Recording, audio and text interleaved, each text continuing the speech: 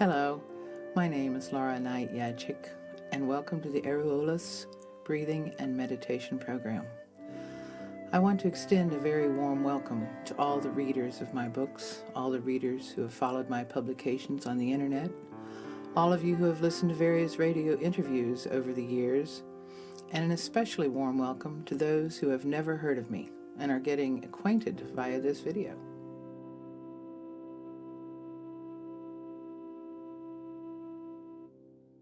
I want to begin with a quote from George Gurdjieff.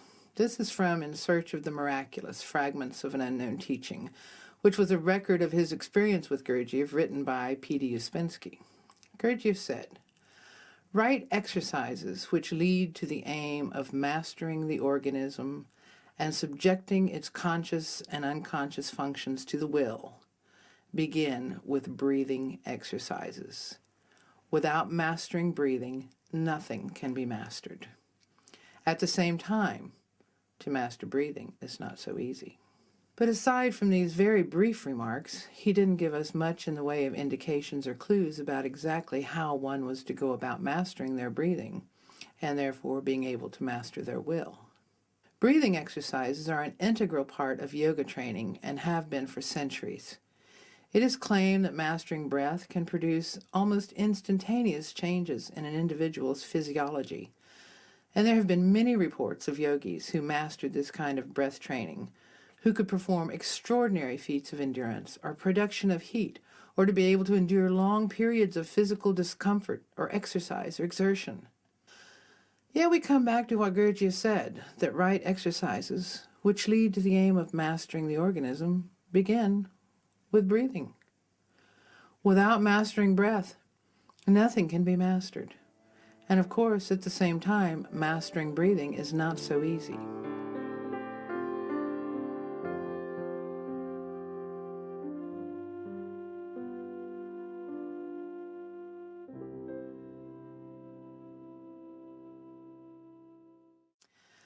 Dr. Richard Brown, Associate Professor of Clinical Psychology at Columbia University, gave a talk in February of 2005 at the University of Massachusetts. In this talk, he spoke about stress. He said that stress is a worldwide epidemic. The #1 disease of adults in the world is depression. Depression is the most extreme form of stress. He further said that if you have significant anxiety, you have twice the risk of a heart attack. If you have significant depression over time, you have 4 times the risk of a heart attack. He added that stress can also increase the risk of cancer at an early age. Well, we all know that we live in a stressful world. The stress response is vital for survival in times of danger. The problem only comes in when it is turned on too much, too strong, and too often. Stress increases dangerous inflammatory factors called cytokines. It damages the hippocampus and causes memory loss. Stress can cause mood disorders. It can reduce the brain's ability to repair itself. It can increase abdominal fat. It can interfere with thyroid function. It even increases the stickiness of the blood, which can lead to blood clots, heart attacks, or strokes. So all of those things are the bad things about stress. But let's go back to that idea that the stress response is vital for survival in times of danger. We need to think about the world we live in and the dangers we face. Obviously, our stress responses are telling us something, individually, socially, globally. There is danger out there. There is danger everywhere. And we all need to understand why that danger is there, why our bodies are responding to stress. Our ancestors were not routinely exposed to the types of poisons that we encounter in our daily environment. We have not evolved the proper physiological machinery to break down these toxins. Today, humans are exposed to more toxic chemicals than at any other time in their evolution on this planet. Early in the 20th century, farmers didn't try to kill all the insects in any given region. They accepted the fact that insects would be more numerous in some years and at some times. During the bad years, they sprayed some pesticides that were toxic to the insects, but not very deadly to people. But during the 1940s, DDT and other related petrochemicals were developed into sprays for killing malaria-carrying mosquitoes. These new pesticides were very effective. They destroyed many mosquitoes and also the helpful insects and many other species. DDT-type pesticides were cheap and could be produced from plentiful crude oil supplies. Farmers, corporations, and consumers were excited by this. Now they could kill all the bugs, save all the crops, and make lots of money. In the cities, people were spraying DDT everywhere. If the first spraying didn't work, you could spray again, kill even more bugs. These people didn't realize that the bugs had tremendous reproduction capacities, and some of them always survived, and those that survived produced millions of baby bugs that were not affected by the poisons. So we are immersed in a poisonous environment because petrochemical toxins are fat-soluble. They permeate all biological membranes, including human skin, the skin of fruits and vegetables. Toxic chemicals saturate our food. They saturate the newspapers that you read and handle with your hands and then touch your body. The cars that you drive load the air with toxic chemicals. Computer chips that drive office machinery. You know, if you set up a computer or television, take it out of the box, set it up, turn it on, you can smell the toxic solvents evaporating off the equipment for weeks.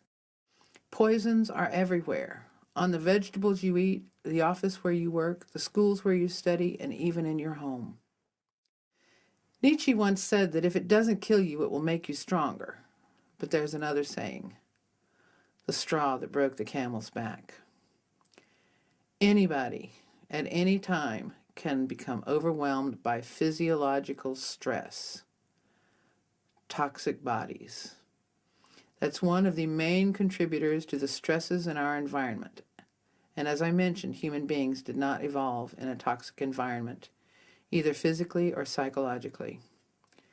So we have psychological stressors, fear responses, and we have physical stressors from the toxicity in our environment that makes us less able to withstand the psychological stress that we are subjected to.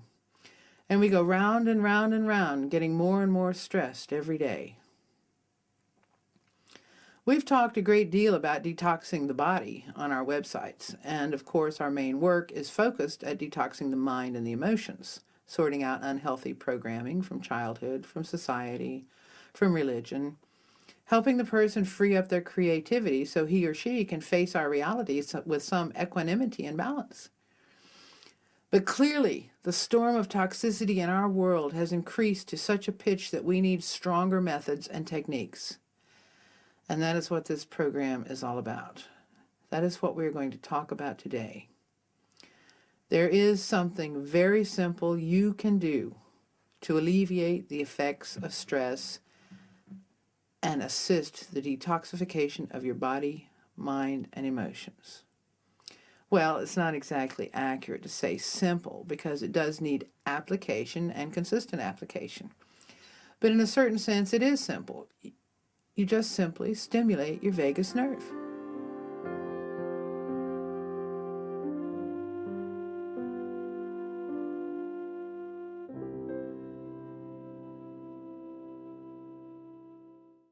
The vagus nerve controls the relaxation response through the transmitter acetylcholine. Vagal nerve stimulation therapy using a pacemaker-like device implanted in the chest is a treatment that's been used since 1997 to control seizures in epilepsy patients. Now get this, they are using a pacemaker-like device surgically implanted in the chest to stimulate the vagus nerve, which controls seizures in epilepsy patients, and there are simple ways to stimulate the vagus nerve yourself. In this device, every 2 to 5 minutes, this little machine stimulates the vagus nerve, causing your diaphragm to contract. It's recently even been approved in the U.S. for the treatment of depression and works about as well as antidepressants. Problem is, it has to be surgically implanted, and this little gadget is going to set you back by about $25,000, and I'm not sure that that includes the surgical implantation either. And it only stimulates the left vagus nerve, and it only affects a small portion of the vagus nerve. Vagus nerve stimulation may also be achieved by what is called a vagal maneuver. One of these vagal maneuvers consists of just holding your breath for a few seconds, as you do when you want to stop the hiccups. Another is dipping your face in cold water, coughing sharply, tensing your stomach muscles as if to bear down to have a bowel movement. Patients with supraventricular tachycardia, atrial fibrillation, and other illnesses are being trained to perform these vagal maneuvers to keep their heartbeat regular. Studies have been done on the effects of electronic vagal stimulation, and these have shown that this little gadget induces the release of hormones such as prolactin, vasopressin, and oxytocin. Oxytocin is known as the cuddle hormone. If a group of animals come together in a social context, they release a lot of oxytocin. It's also released during childbirth and during sexual activity, as well as during breastfeeding. Serotonin reuptake inhibitors, that is, antidepressants, activate oxytocin release. So let's think a little bit about this vagus nerve. If stimulating the vagus nerve is the key to sorting out your stress, as we imagine from all of the above details, I think we need to know just a little bit about where it comes from and what it does. The vagus nerve enters the brainstem. It then splits into what's called an upper root that stimulates the thalamus, which affects the cortex, which is the thinking part of your brain, and a lower path that goes into the limbic system, or the emotional brain. Once again, we are reminded of the fact that stress is a response to danger in the environment.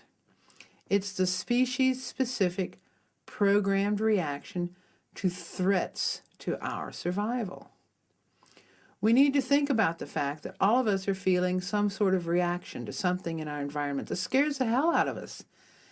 And it is species-specific to the majority of human beings to be feeling this right now, with our world in its present state and on its present trajectory. Otherwise, there wouldn't be an epidemic of stress and stress-induced disease. But there is a small minority that apparently do not feel this species-specific reaction to the conditions of our world. In fact, they seem to be in charge of creating those conditions. I think that you should give that just a little bit of thought. Our bodies are telling us something, and we need to be listening. In the meantime, we need to learn how to deal with our stress. So back to our vagus nerve. Both the right and the left vagus nerves descend from the brain in the carotid sheath lateral to the carotid artery. The carotid artery, as you may know, is that artery on the side of your neck where you can put your fingertips and you can feel your heartbeat there. It extends through the jugular foramen down below the head to the neck, chest, and abdomen, where it contributes to the innervation of the viscera. That is, it's connected directly to your gut. Stimulating the vagus nerve, you can affect the high root from the thalamus to the cortex. When you affect the cortex in this way, you produce what is called sensory motor rhythm, or SMR. This is an activated pattern in the parietal cortex that is associated with the state of relaxed vigilance. In other words, it makes you very aware and very alert, but at the same time, you're relaxed and not stressed. Animals or humans exhibiting SMR show improved sleep, digestion, thinking, and memory. It's also been said that this SMR state prevents you from craving drugs and overeating. Apparently, you can achieve all of these benefits by self-stimulation of the vagus nerve via controlled breathing exercises. Remember, the left and right vagus nerves pass between the trachea and the esophagus.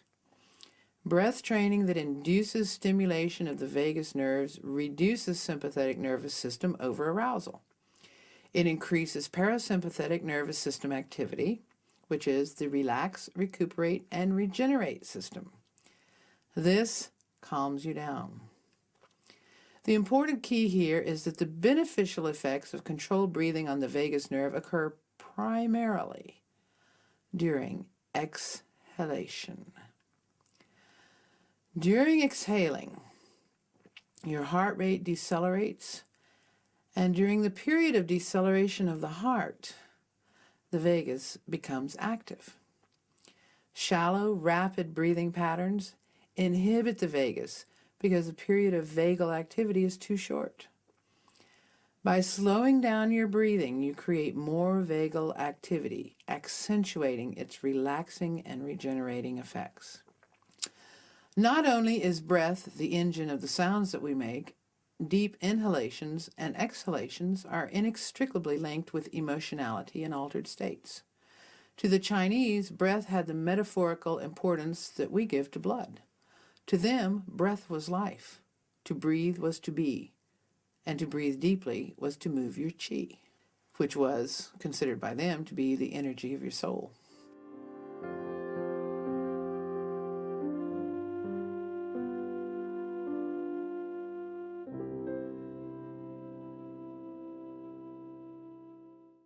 The diaphragm is your primary breathing muscle. It's a thin, wide sheet of muscle that separates your thoracic cavity from your lower abdominal cavity. It has a high dome shape. When it contracts, as it does when you breathe, or should be doing when you breathe, it flattens out. In other words, it's like a plunger. It's like a high domed rubber thing, and then when you smash it flat, it creates pressure in one direction and creates a suction, a vacuum, in the upper thoracic cavity. Since the watery viscera, your intestines, and so forth, cannot be compressed, they get out of the way. And where do they go? They go out. The abdominal contents are forced down and out so that when you inhale with your diaphragm, your belly expands. That is why good breathing practice is usually described as abdominal breathing or belly breathing. Now, everybody in Western culture is upset by the very idea of having a bulging belly. We spend our time going around sucking it in and keeping it flat, and people naturally, as a result of social and cultural programming, tend not to want to breathe with their bellies. So they breathe very shallowly so that their belly won't move. This is very bad. When people don't breathe well, they tend to breathe in reverse. That is, the movement of their abdomen during respiration is the opposite of what is normal and healthy. Instead of letting the belly move outward during inhalation, they try to suck it in. And when they exhale, they are no longer in any danger of having their belly bulge out and make them look bad, so that's when they relax it. So everybody is breathing in reverse.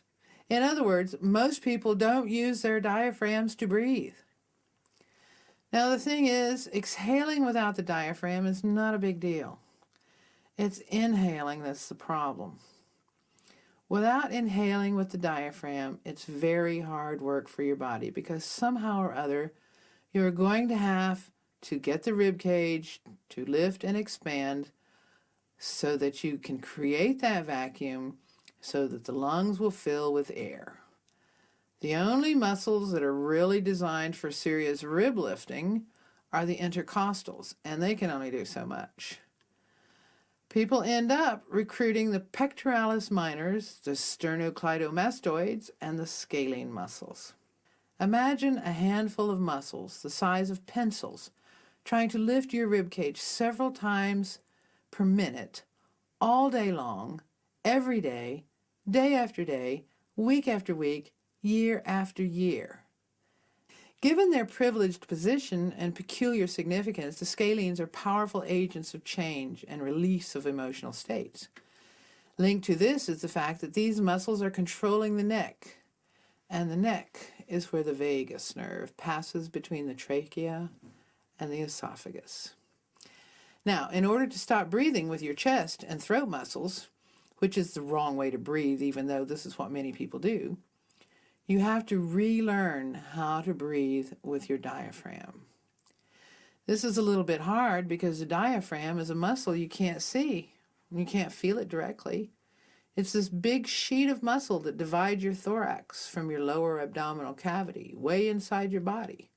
It's not like a muscle in your arm, which you can tense and feel directly what's doing. To learn to use your diaphragm, you have to make results visible. Lie down on your back, place the book on your belly, and then take a deep breath. Remember, the object is not to move this book by tensing your belly muscles. The object is to move the book by pushing down on the viscera and having the viscera force the book to move up. It's absolutely impossible to contract your diaphragm without your belly moving out. So if you're doing this correctly, that book should move up and down. Usually, when you first try this, you can get the book to move 2 inches. You want to work on this to the point where you can get that book to move at least 4 inches every time you contract your diaphragm and take a breath. The object is, again, to move the book with your breathing, not by clenching some abdominal muscles and forcing the book in the air.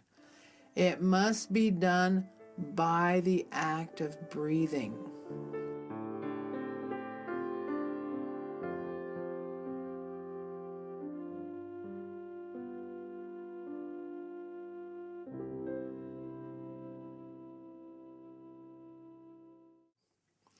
If you think back and remember, in early childhood, whenever you felt like you were in trouble, you just knew you were in trouble, or whenever you felt stressed, when something went wrong, or you were being oppressed or punished, or something bad was happening around you, a situation was unpleasant or uncomfortable, you were probably holding your breath. As you grew older and you became aware of the sociocultural norms of having a flat stomach, added to this was the increased tendency to suppress your breathing. So all through your life, you've learned to breathe the wrong way. Shallow breath and emotional constipation go together. If you breathe shallowly, you're emotionally constipated, and that's all there is to it. And they can only be fixed together.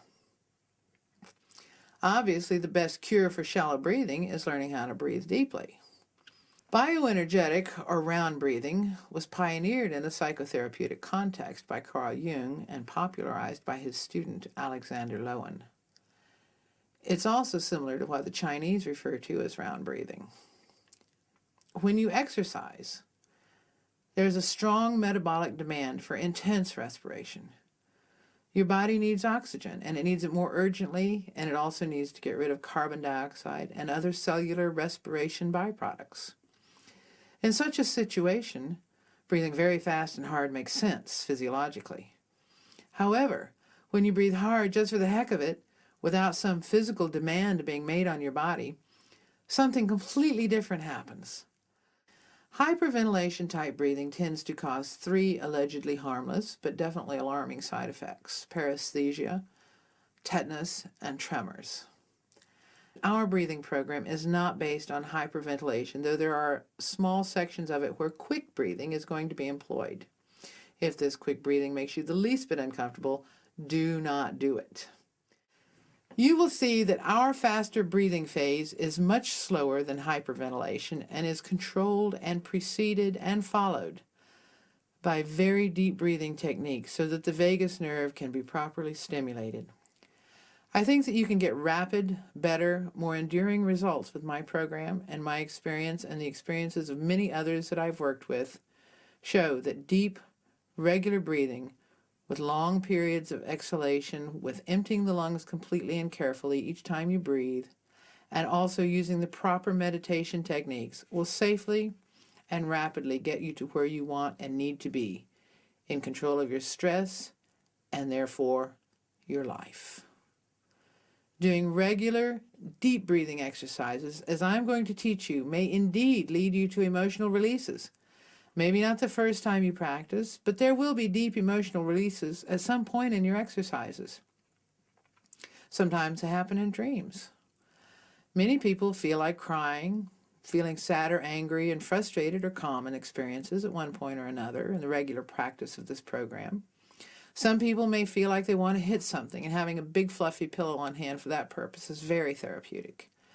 For most of us, oceans of sadness exist inside us, oceans of pain because of the hurts that we have experienced and the realization of the hurts that we've done to others. These kind of things can be deeply released if you practice controlled breathing regularly. And once they are released, they no longer lurk in your subconscious, controlling your emotions, causing anxiety, depression, fear, panic, and other life-destroying emotional states.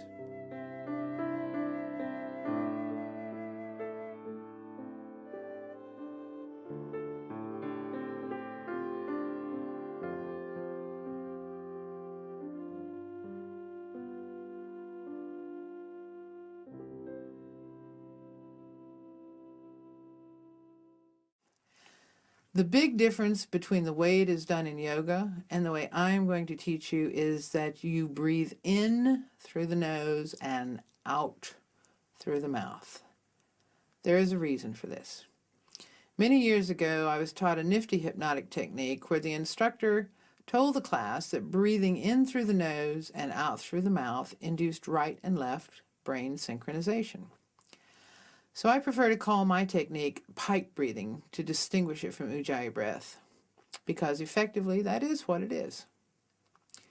When you practice pipe breathing, you breathe with the glottis partly closed. The glottis is the opening at the upper part of the larynx between the vocal cords. It's another muscle in the body that you can't see, yet you use it all the time. The glottis is the combination of the vocal cords and the space between them. When you speak, you are deliberately vibrating the vocal cords, and air is passing through the glottis. And when you sing, you're performing some amazing glottal maneuvers. But here we want to constrict the glottal opening just a little bit, not enough to produce actual sounds as in speech or singing, but enough to get almost to the point of producing sound. It's going to be a little bit tricky, but once you get the hang of it, it's easy. Now, when you speak or sing, all kinds of muscles in your throat go into action.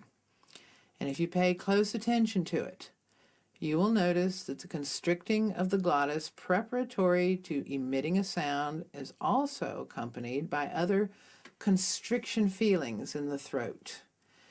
This is very similar to the feeling you get just before and just after you swallow. And it's especially pronounced if you swallow something very cold. Say you take a drink on a hot day and you go, or, so you have at that moment, you have that constriction on your pharyngeal passage. It's just a slight constriction in the entire passage. Say ha, say and feel the constriction.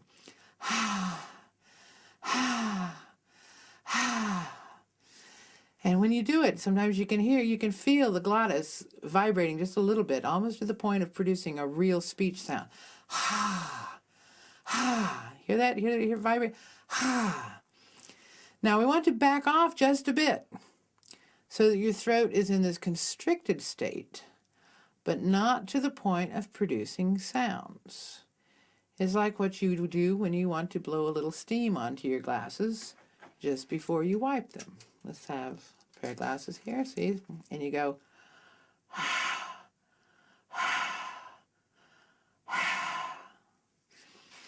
now, did you feel that?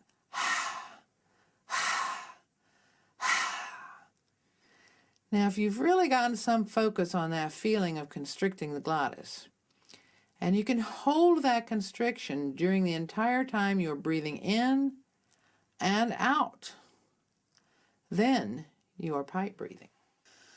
Okay, now let's try it. I'm going to try to demonstrate this. And it's not going to be so easy because I'm going to try to breathe with a little bit of an exaggeration so that it comes through on the sound system a little more clearly. Let's try breathing with your mouth closed. Breathe in through the nose with that constriction in place. Now remember, get the constriction right. Okay, hold that constriction, and then close your mouth. And while you're holding it, breathe in through the nose.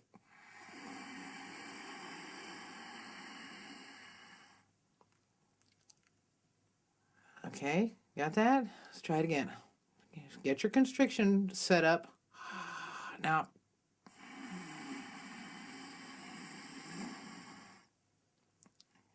can you do that? Okay, let's do it again. Get your constriction set up.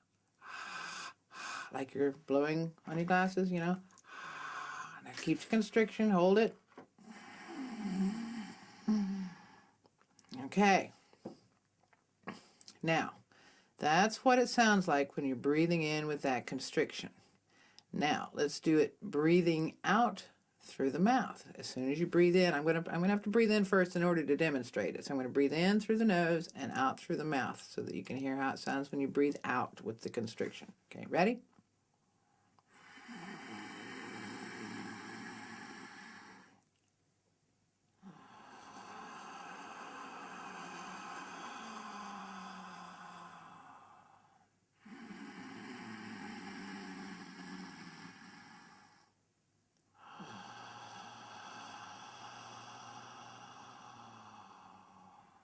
Did you see what I did?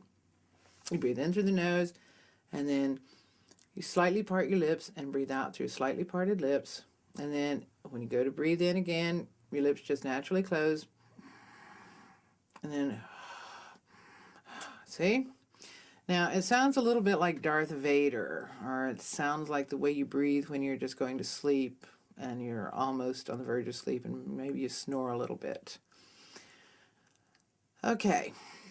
Now, let's try breathing in through the nose and out through the mouth, only we're going to make a very breathy ha sound, okay, as we exhale. This is going to help you to have a practice. Okay, let's do it.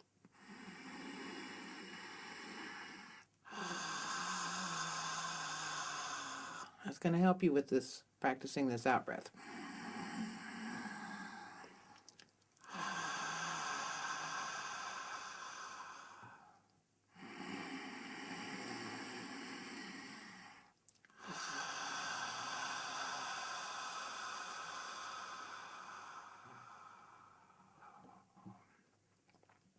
Okay, now let's try it without the ha sound again, because that ha is just to teach you how to feel that constriction. Ready?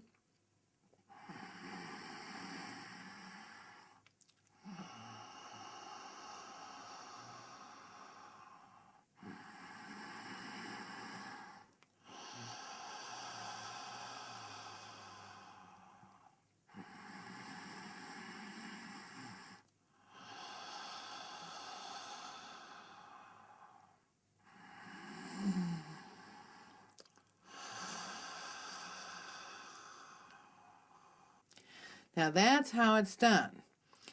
Now we're going to try it to a count. Okay? It's a little strange at first. Don't worry, you'll get the hang of it. And once you do, you will be doing efficiently what we call pipe breathing. What we're going to do with pipe breathing when we get into the next segment of the program is we're going to use it in various positions, doing various activities, and you're going to be asked to do it to a count. You're going to be asked to breathe into a particular count, hold, and then out to a particular count. Now, it's a little hard for me to count and breathe at the same time, so I'm going to be thinking my count while I demonstrate this for you. Then I will tell you the count. Ready? Let's go.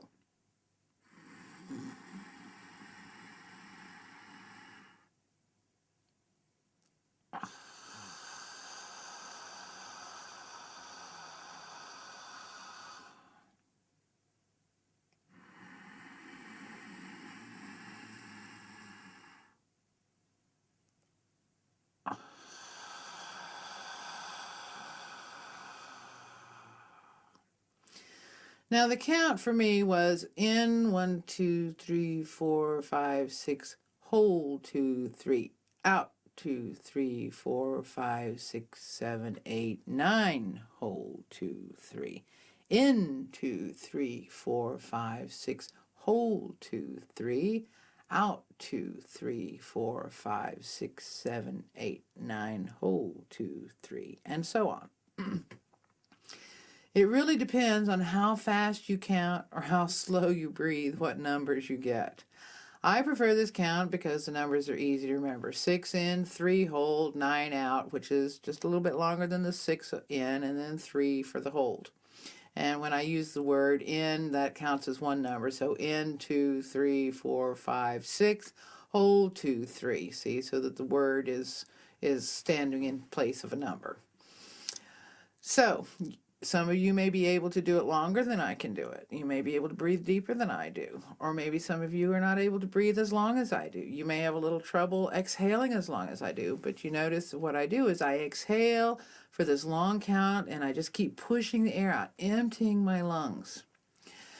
Did you notice that the exhalation portion of the breath is longer than the inhalation?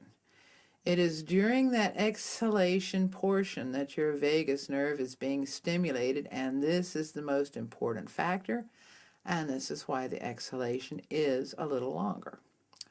So let's try it one more time. Breathe in, 2, 3, 4, 5, 6. Hold, 2, 3. Out, 2, 3, 4, 5, 6, 7, 8. 9, hold, 2, 3, in, 2, 3, 4, 5, 6, hold, 2, 3, out, 2, 3, 4, 5, 6, 7, 8, 9, hold, 2, 3, and stop, relax. Belly breathing. That's the basic breathing technique of pipe breathing, and it is the most important part of this program, second only to the meditation portion. You need to be practicing this as often as you can. Whenever you feel stressed, sitting at your desk, riding in your car, if you feel particularly tired, you notice yourself yawning a lot or taking deep sighing breaths because you feel like you're not getting enough oxygen, you can immediately employ this breathing technique and begin to stimulate your vagus nerve, which then puts you into that state of alert restfulness. Alert and aware, but at the same time relaxed and restful. Also remember that when you are doing this, you are supposed to be breathing with your diaphragm. Always belly breathe. So you've got several exercises that you can practice immediately. You've got your belly breathing exercises, you've got your pipe breathing, and practicing breathing with the diaphragm. Remember, lying on your back with the book on your belly with your knees up, and learn to push that book up and down. See if you can get it to move 3 or 4 inches just by the act of breathing. Then practice your pipe breathing. You can practice pipe breathing and stimulate your vagus nerve. With practice, you can even get the pipe breathing so smooth that you can do it in such a way that you make almost no sound at all while you're doing it. That way you can even do it at your desk at work, even if somebody sits close to you. If your boss comes in, puts a deadline on you, you have to work late, he tells you that your pay is going to be cut 20%, your vacation has been canceled, you can immediately begin pipe breathing and reduce your stress. When you do practice your pipe breathing exercise, do it in groups of 12. Do 12 breaths, in and out 12 times. And of course, in each pipe breath, you in, hold, out, hold. And then after the set of 12, just return to your normal belly breathing, which you should be doing all the time anyway. You can do pipe breathing several times throughout the day if you need to. This practice will enable you to control your stress anytime you want or need to. And that really is how simple it is. It just needs application. You need to learn how to do it, and then you need to apply it, and you will be astonished at the results. But of course, the most astonishing results are going to come to you when you put the pipe breathing together with the breathing exercises and with the finishing touch, which is the meditation program. And I think you're going to be more than amazed at the results that you're going to be having in your life from practicing Éiriú Eolas breathing and meditation program. So this is the end of the introductory portion of the program. You'll need to have practiced pipe breathing a number of times before the view of the next segment, in which we're going to lead you through the exercises that are going to show you how to use the breathing technique in special ways. These will help your body to begin the process of detoxification. Following that will be the super powerful meditation technique. I use it myself. I developed it over 20 years ago. And the results in my life have been extraordinary.